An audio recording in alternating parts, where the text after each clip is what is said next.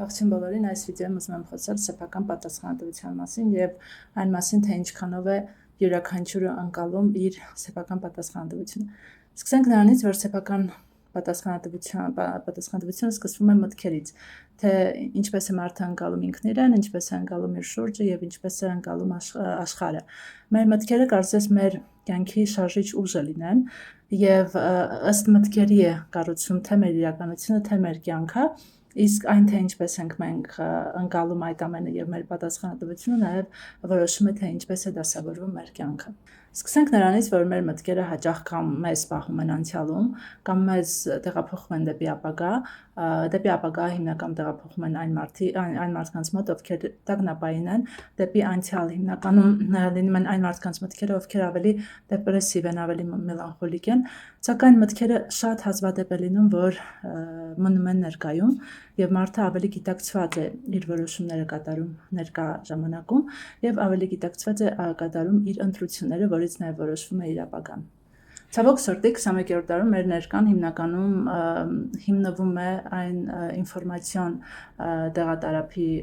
հիման վրա, որի մենք այսօր գտնվում ենք, եւ շատերը այսօր եւ դուք էլ նաեւ կզգաք, որ ձեր երեխաների, ձեր թոռների եւ ձեզ մոտ էլ այդ սկրոլինգն է հիմնականում, երբ որ մարդը վերցնում է հեռախոսը կամ պլանշետը եւ սկսում է իր սոցիալական ցանցերը թերթել, անվերջ թերթել, այսինքն ստանում է փոքր կտորներով ինֆորմացիա եւ ոչ մի ինֆորմացիան չի ցանկանում կարդալ, խորապես ուսումնասիրել,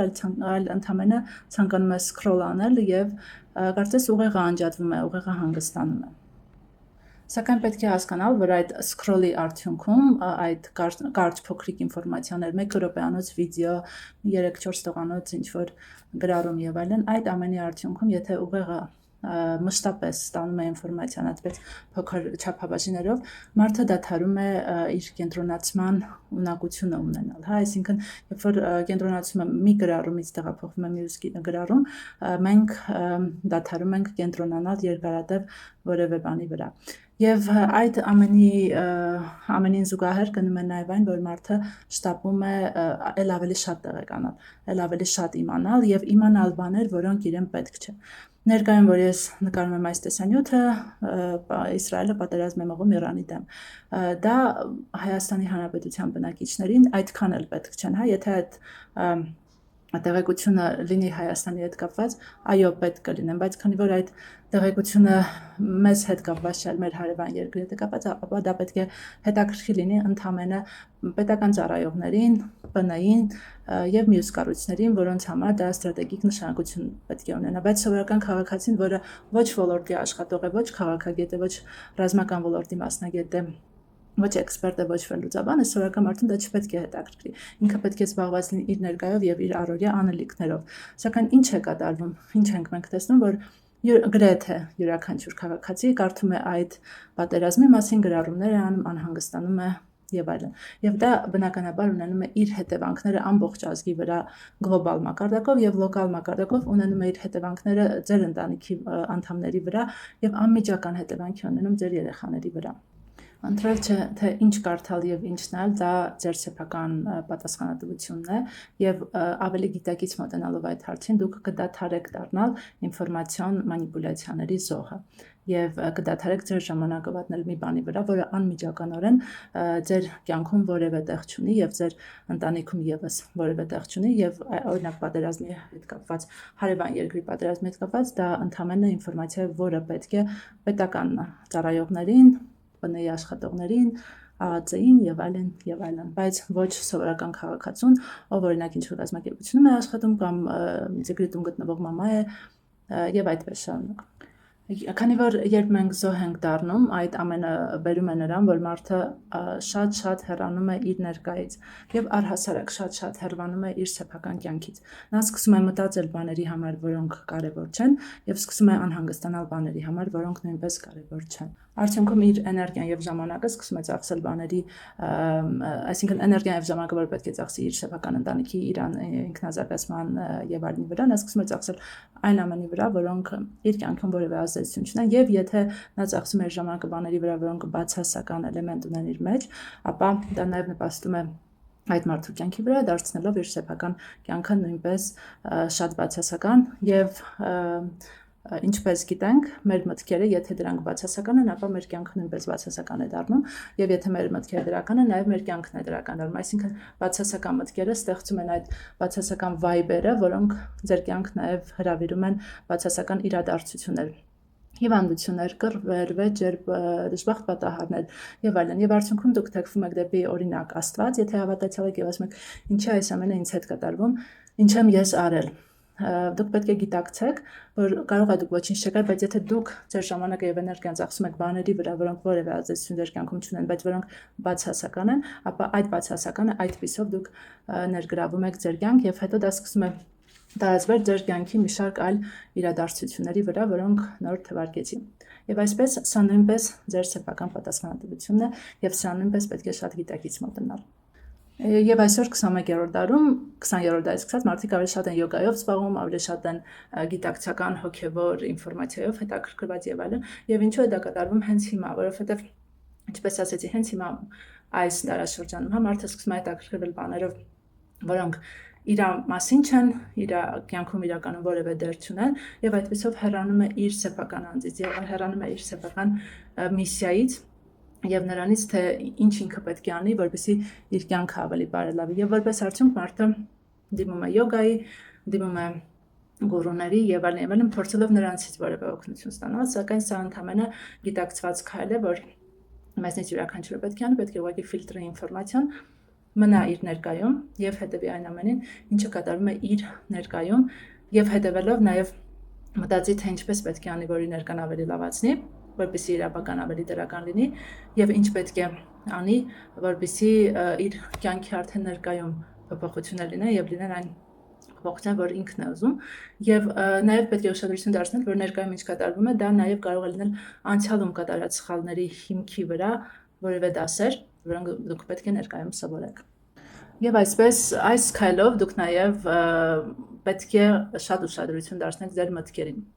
Ինչ բովանդակություն ունեն ձեր մտքերը։ Արդյոք դրանք ավելի դրական բովանդակություն են, թե ավելի բացասական։ Արդյոք դրանք հիմնական բամբասանք են, զայրույթի մասին են, տխրության մասին, թե դրանք ավելի շատ շնորհակալ լինելու մասին են, կյանքի յուրաքանչյուր պահը գնահատելու մասին են, կյանքի փոքրիկ գեղեցկությունները, օրինակ լուսաբացը, արևը, մաքուր ջուրը, մաքուր օդը եւ այլն, այդ ամենը գնահատող մտքեր են, այսինքն ավելի շնորհակալության մտքեր են, թե ձեր մտքերը ավելի բացասական են։ Մեկի վրա եք զայրանում, մյուսից նեղանում եք, երրորդի մասին բամբասում եք եւ այլն։ Քանի որ ձեր մտքերը եւ դրանց բովանդակությունը նաեւ ազդում են ձեր կյանքի վրա եւ որպես հետևանք ազդում են ձեր շրջապատի վրա եւ եթե ավելի գլոբալ նայենք, ազդում են Հայաստանի Հանրապետության վրա։ Ուրեմն վերջերս ChatGPT-ին, ով գիտի ChatGPT-ին ինչ է, կիմանա հարց է տվել, թե ինչպես վերացնել հայ ազգին։ Եվ ChatGPT-ին ինձ հստակ պլան տվեց, թե ինչպես վերացնել հայ ազգին։ Հետո հարցեցի, իսկ ինչպես վերացնել թուրք ազգին։ Եվ ChatGPT-ին սկսեց ասել, որ ազգը վերացնելը շատ վատ բան է եւ սկսեց փիլիսոփայական ինչ-որ բաներ գրել։ Հետո հարցեցի, իսկ ինչպես չինացիներին վերացնել, ամերիկացիներին եւ այլն։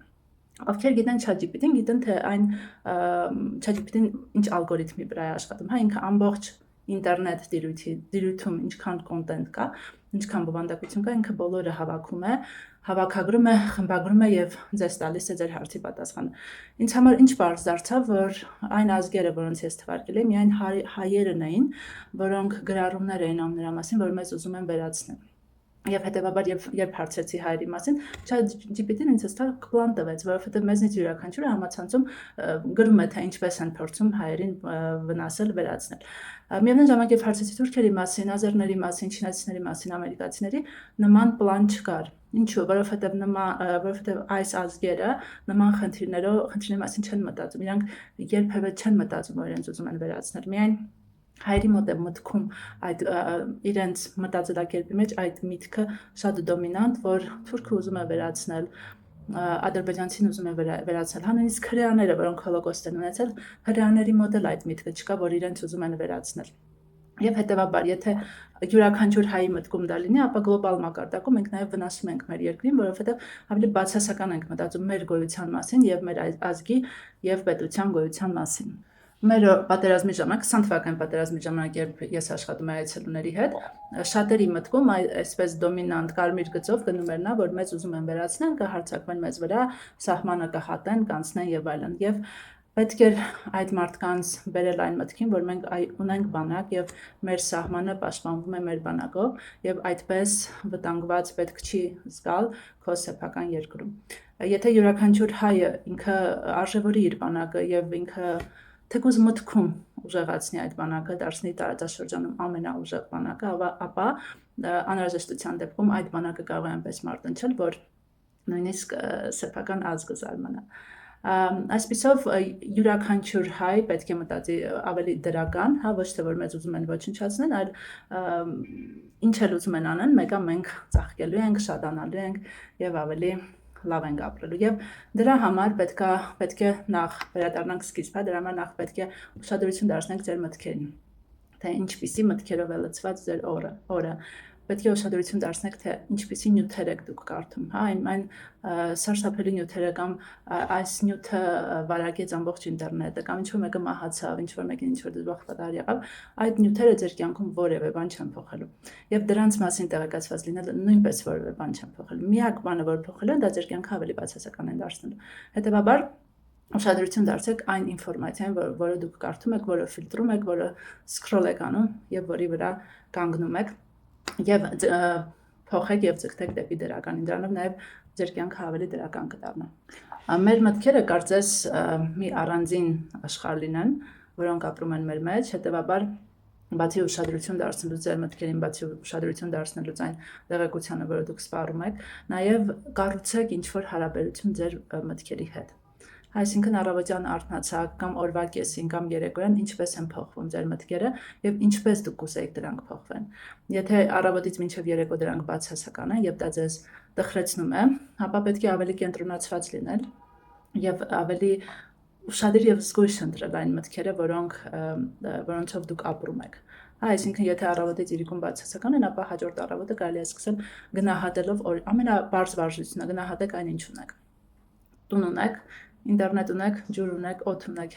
մաքուր օդ ունեք, հեռախոս ունեք, ուտելու մի բան ունեք, դա արդեն մեծ շնորհակալություն է։ Իսկ եթե հեռախոս ունեք, դա արդեն էլի մեծ շնորհակալություն է։ Եւ այդ շնորհակալությունով, այդպես շնորհակալ լինելով, սկսելով, կեսօրին կզգաք, որ ձեր միտքը արդեն ավելի դրական է։ Այսինքն եթե առավոտյան դուք շնորհակալությամբ եք սկսել, ցերեկը էլի ինչ որ պատճառներ են գալու ակամայից ձեզ համար շատ զարմանալիորեն։ Պատճառներ են գալու, որոնց համար դուք նույնպես շնորհակալ եք լինելու։ Երեկոյան էլ ավելի ուրիշ մտքեր են գալու, որոնց համար դուք ավելի շնորհակալ եք լինելու եւ այսպես ավարտվելու է օրը, սկսվելու է հաջորդ օրը եւ այսպես փոխվելու է ձեր կյանքը։ Հետեւաբար ավելի մտածված եղեք ձեր մտքերի հանդեպ եւ կառուցեք այնպիսի հարաբերություններ, որոնք ձեզ կօգնեն ուշադիր հետևել ձեր մտքերին եւ կառուցել այնպիսի մտքերի շարան, մտքերի քարտեզ, որոնք ձեզ կուրախացնեն ու որոնց շնորհիվ նաեւ ձեր կյանքը կփոխվի։ Ինչպես մի իմաստուն մարդ ասել է, եթե գիտեք ով է ասել, խնդրում եմ մեկնաբանություն գրեք, որ անցյալի համար անհանգստանալ պետք չէ, որովհետեւ անցյալը չես կարող փոխել, հետեւաբար պետք չէ անհանգստանալ դրա համար, ապագայի մասին դու ոչինչ չգիտես, հետեւաբար պետք չէ անհանգստանալ դրա համար։ Միակ բանը, որի վրա դու կարող ես հասնել, դա քո ներկան է։ Հետեւաբար մտածիր ներկայիդ վրա եւ քո որոշումները ավելի զգույշ ընտրիր։ Այսքանը լավ եղեք, առողջ եղեք եւ կհանդիպենք։ Եթե ունեք հարցեր, քննադատություններ, մեկնաբանություններ, գրեք մեկնաբանություններ, ես սիրով կպատասխանեմ։ Լավ մնացեք։